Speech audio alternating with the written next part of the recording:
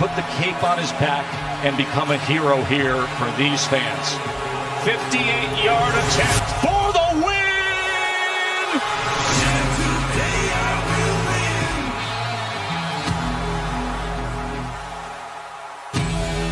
Oh, well, hello there. Thank you so much for hanging with us on this Tuesday morning. Hope you all enjoyed the Monday Night Football doubleheader action. He is Max Kellerman to my left, looking dapper as usual. Good to see you. Thank you, Molly. You as well. Thank you. Stephen A. on the road. Good morning, sir. What's going on, y'all? Good morning. How you doing? How you doing? How you doing? Good. Action was the operative word from last night. That was some drama. On that note, let's get it. Who says kickers don't matter? Will Lutz made a 58-yard field goal. Time expired, and the Saints beat the Texans 30-28 in a game that had 3 scoring plays in the final minute. Drew Brees bested Deshaun Watson, but Deshaun, very impressive in defeat. Let me ask you this, Max. Yep. Do you think Watson will surpass Drew Brees this season? Yes. I think there's a good chance that happens. If you're asking me what would I bet on, I bet yes. I know what that sounds like. Drew Brees is a future Hall of Famer, one of the best who ever did it. Everyone loves Drew Brees, include me in that group. And he's one of the reasons, Stephen A., that when we talk about the different teams, including Los Angeles, in the NFC, I like the Saints because I do trust Drew Brees in those big moments more than, say, I trust Jared Goff and Wentz, who hasn't been upright in those moments, hasn't been on the field.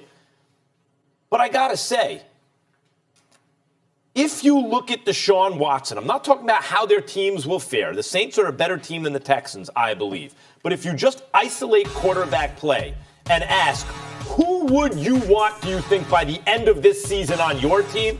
I believe the answer will be Deshaun Watson. Stephen A., we can't ignore the fact that Drew Brees did not look like a great quarterback late in the NFC Championship game last year. Just didn't. And even in that game, who would you take? Brees or Goff? Brees or you could name a couple other guys late last year that you might say, even though Brees gives me that feeling, in fact, on-field performance, that guy was just as good, that guy was just as good. And then when you get to Watson, it also comes down to, do you believe he has that stuff? I have questions about Jared Goff, right? I don't know. I like the performance in the Super Bowl. He didn't exactly light it up. But Deshaun Watson, I picked Clemson to beat Alabama because he was on the team. And he's shown a lot of that same stuff. I know he didn't have a great game against the Colts last year in their playoff game. But he's shown a lot of that stuff throughout his career, amateur and pro, in college and in the NFL.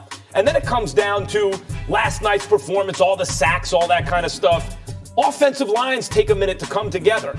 Deshaun Watson was on the run last year, literally. He was getting slaughtered back there, right? Like, that's just what was happening. He was sacked 6 times last night. I understand. That's what I just brought that up. But he wound up with 11 wins. They started doing some things. He wound up with 11 wins. And this is an improved on-paper offensive line.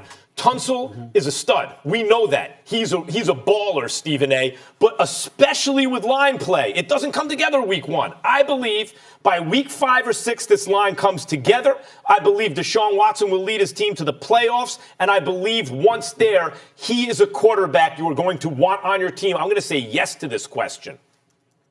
Well, see, thank God that you finally answered the damn question because you was going all over the place. I was confused about where you were going. You brought up Jared Goff. You brought up another quarterback. You brought up Deshaun Watson's years at Clemson. Make your argument. The question was, you zip it. I listened to you. The fact of the matter is, the question was, at the end of this season, will Deshaun Watson eclipse Drew Brees? We didn't ask you about what you want.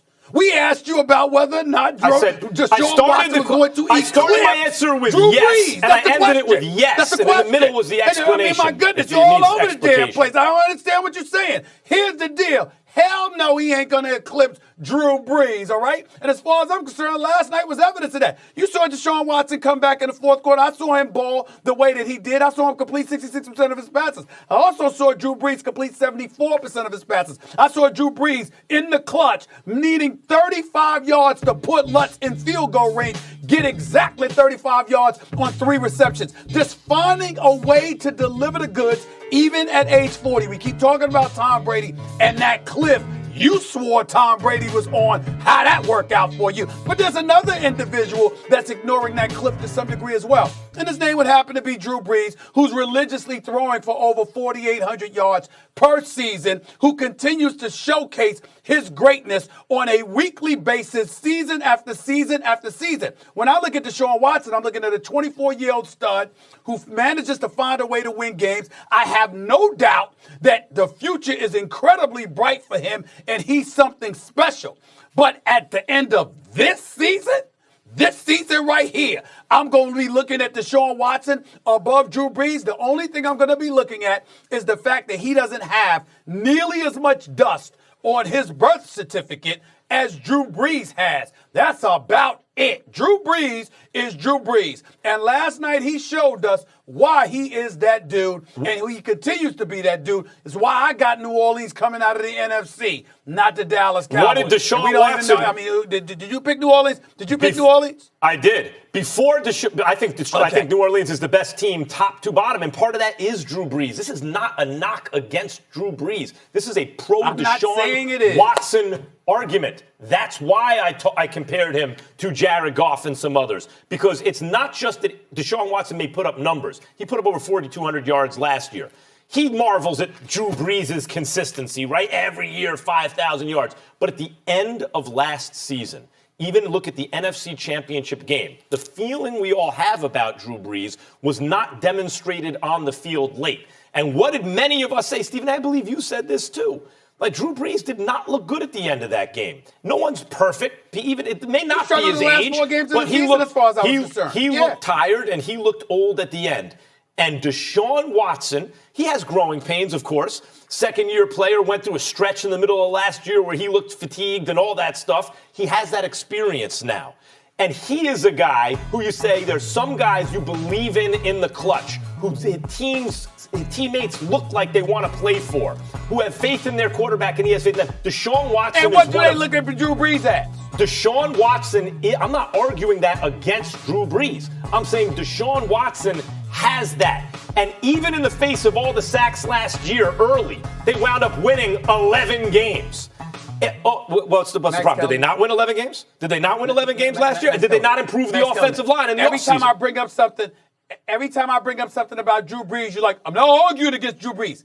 Yeah. But we are. Because the question is, will Deshaun Watson eclipse Drew Brees? That's right, the question. I'm telling you, the answer is no. And by the way, Deshaun Watson's 24 years of age. Who was the guy being medically treated throughout yesterday's game? Who was that dude? Who was the dude who got sacked I saw Drew Brees looking just fine.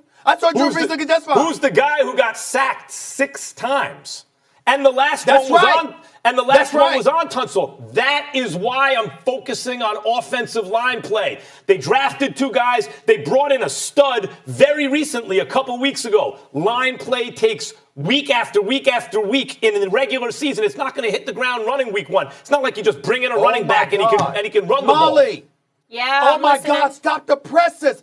I'm shocked. I can't believe, Max. I apologize, Max. I didn't know that it's important for the offensive line to protect the damn quarterback. I'm sorry, Max. I'm sorry I didn't get that. I thought it's like shadow. It's like shadow quarterback. Even in being sarcastic, he just dropping back the pass with no offensive line in front of him, right? He just dropping back the pass with no offensive line. Sarcastic, you are missing the point. What does that have anything to do with anything? No, wait. The bottom line is Houston, Texas. We listen to you. I'll zip it. We listen to you. The fact is, you are missing the point. Are a suspect team. Their offensive line has been suspect. We knew that coming into the season. We knew that last year. That's another reason why you would look at them and say, why would I want to take Deshaun Watson? Because he doesn't have the offensive line that the Saints have available for Drew Brees. Do you think that I am arguing that the offensive line is important? That's my argument? No. Listen carefully. It's the 3rd time I've said it. Instead of rolling your eyes, listen to the points.